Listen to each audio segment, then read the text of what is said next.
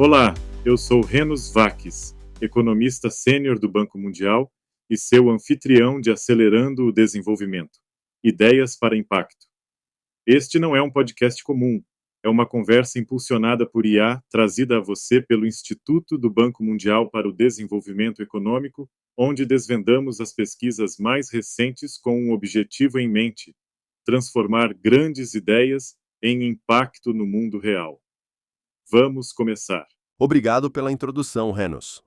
Estamos todos de acordo que os preços de energia importam, mas a verdadeira questão aqui, no último relatório Commodity Markets Outlook, é sobre como transformar esse conhecimento em algo que estimule o desenvolvimento. De fato, e o mercado global de petróleo está num momento de virada fascinante. Estamos prestes a entrar num período de excesso de oferta significativa, ênfase em significativa. Certo, então o que isso significa para os preços? Estamos falando de uma quedinha? É mais do que uma quedinha. As projeções mostram que o preço do Brent cairá de uma média de $81 por barril em 2024 para 68 em 2025 e $60 em 2026. $60? Uau, isso é uma bela queda. Será que as evidências desse excesso de oferta são fortes? São bem fortes. No terceiro trimestre de 2025, o excedente estimado será de 2,7 milhões de barris por dia. Para ter noção, um superávit desse tamanho só foi visto 2 vezes antes, durante a pandemia de 2020 e a crise do petróleo de 1998. Certo, então este é um grande evento no mercado.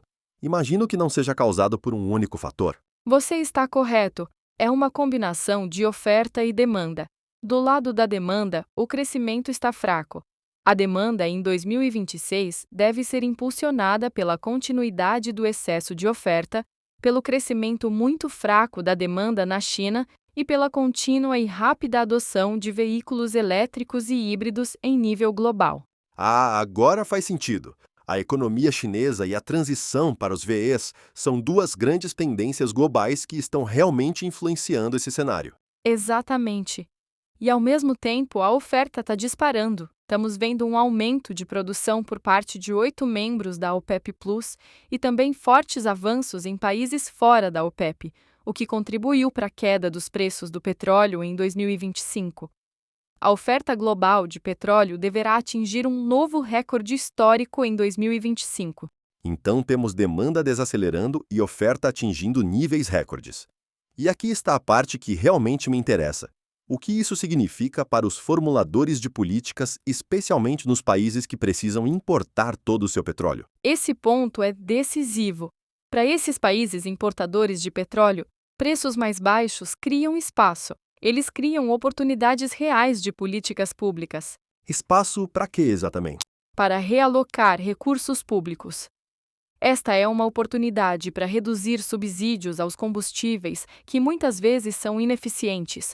Esses gastos podem ser direcionados para transferências monetárias mais focadas ou para investimentos que impulsionem o crescimento, como saúde, educação e prioridades climáticas. Então, na prática, um governo poderia usar as economias obtidas com combustíveis mais baratos para, digamos, construir um novo hospital ou investir em infraestrutura de energia solar. Exatamente. Isso também ajuda no quadro econômico mais amplo.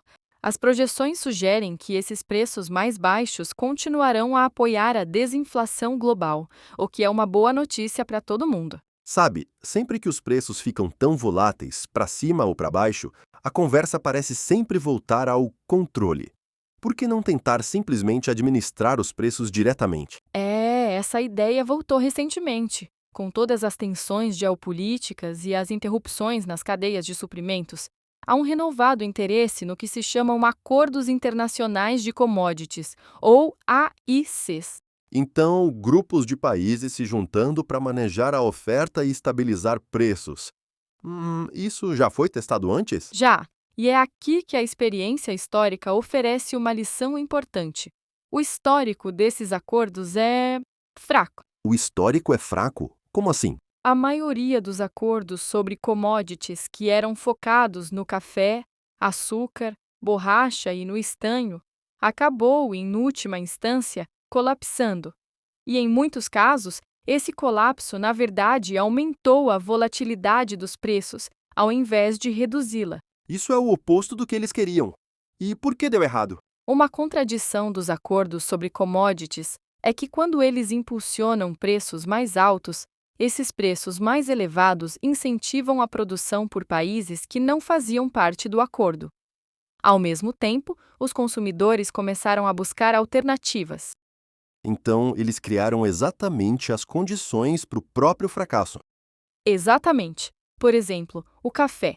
O Acordo Internacional do Café foi minado pela ascensão do Vietnã como grande exportador não membro. No caso do estanho, os preços altos permitiram a entrada de novos produtores e as pessoas simplesmente começaram a usar outros metais, como o alumínio. Certo, mas e o grande exemplo? A maioria das pessoas acha que a OPEP foi muito bem sucedida em administrar os preços do petróleo. É o acordo mais duradouro, sem dúvida, mas enfrentou consistentemente esses mesmos desafios. Quando os preços estavam altos nos anos 70, isso estimulou o desenvolvimento de novas ofertas fora da OPEP, em lugares como o Alasca e o Mar do Norte. E eu me lembro do boom de preços nos anos 2000. E isso incentivou a expansão do petróleo de xisto nos Estados Unidos, das areias betuminosas no Canadá e dos biocombustíveis. O mercado sempre vai se adaptar. Então os produtores se adaptam. E os consumidores? Eles simplesmente pagaram os preços mais altos? Não, eles também se organizaram. Os grandes países consumidores formaram a Agência Internacional de Energia, a AIE, em 1974.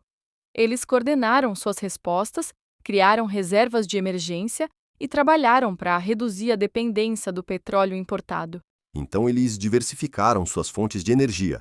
Sim, e o efeito foi profundo. A participação do petróleo no consumo total de energia caiu de quase 50% no início dos anos 70 para cerca de 30% em 2020. A resposta do mercado, tanto de produtores quanto de consumidores, é uma força poderosa. Então aqui está o dilema para formuladores de políticas hoje. Se esses grandes esquemas coordenados de gestão de preços têm um histórico fraco, qual é a alternativa? A evidência aponta para uma abordagem mais resiliente. Mesmo se intervenções temporárias durante uma crise aguda podem ser eficazes, a gestão sustentada de preços não deu certo. Então, como é uma política mais resiliente? Ela se concentra em fomentar a diversificação da produção e do consumo. Significa investir em tecnologia e inovação, incentivar a transparência de dados e confiar em mecanismos de precificação baseados no mercado. Então é menos sobre controlar o mercado e mais sobre fazer o mercado funcionar melhor e tornar sua própria economia mais flexível. Essa é a lição.